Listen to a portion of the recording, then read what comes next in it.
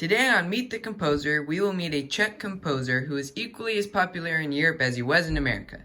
He made a major contribution to the classical music during the second half of the 19th century with noteworthy projects and works such as the New World Symphony. Without further ado, please welcome to the stage the great Antonin Dvorak. Oh, wow. Thank you very much for the wonderful welcome. Although this is quite a journey from my home in Czech Republic. I used to call America home for a short period of time later in my life. The Czech Republic is also known by a shorter name, if you want to call it by that, Czechia. I think you recently learned this in geography. Is this right? This is right? Yeah, good. Which I think once I lived in New York and later in my life for a short period of time, even later in Iowa,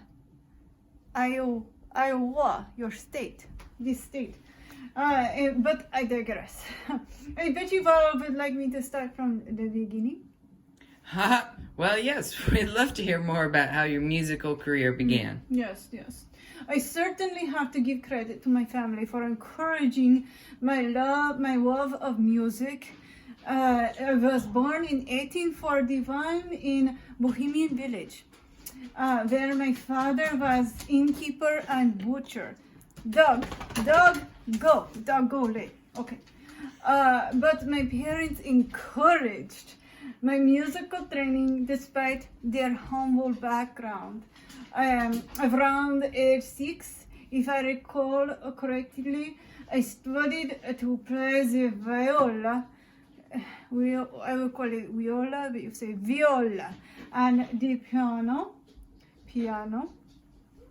By the time I was 18, I already knew I wanted to be a musician, a full-time musician. But sadly, many of my first compositions, they were overlooked by my contemporaries. But I do hear another famous composer took note of your work, which jump-started your career. Tell us more about that. Oh, no. That means yes in Czech. Yes, I was. That was a fortunate turn of events story. In 1874, I submitted an original score to the Austrian State Prize for Composition. I didn't know at the time, but Johannes Brahms, who I heard you learned about last week, Johannes Brahms was the leading member of the jury to decide who won the prize money, and he was highly impressed with my work. I won! And guess what?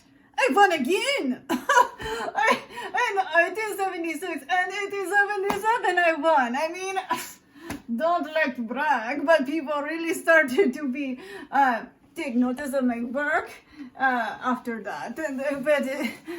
I was very popular.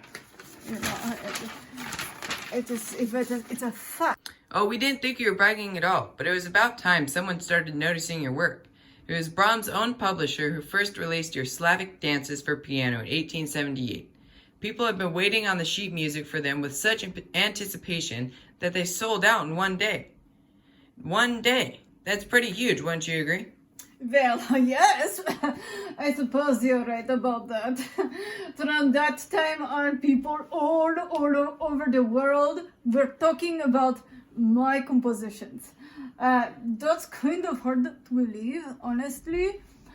I traveled quite a bit, but after I got married and had children, I got very homesick because my family, 6 children, they all stay home when I went to America during my travels. So I left United States and I returned to Bohemia in 1895.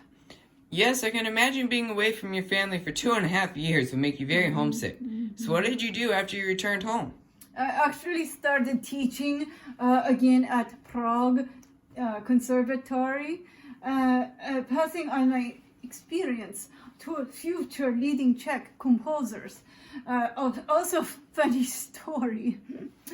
In an effort to calm Czech speakers in Austria who were upset over the banning of their language, our language was banned, I was appointed member of Austrian Senate.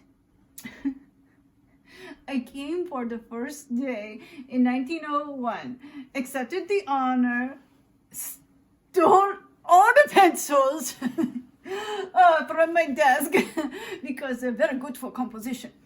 And then I never came back.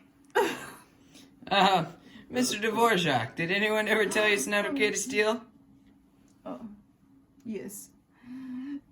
As my guilt has been haunting me for over 100 years about this, okay? So right after this, I'm flying, catch plane, after all of the, what you call quarantine period, I take plane and I go back to Austria, take all the pencils back, and I apologize. Wait, do you guys still use pencils these days? Mm-hmm. In this century? Okay, you can never be so sure anymore. Well, that's very honorable of you. We are so happy you stopped by today to share about your life with us. It's not hard to see why you're still regarded as one of the best among a long list of well-known European composers. Everyone, please give Antonin Dvorak a round of applause. Oh, thank you.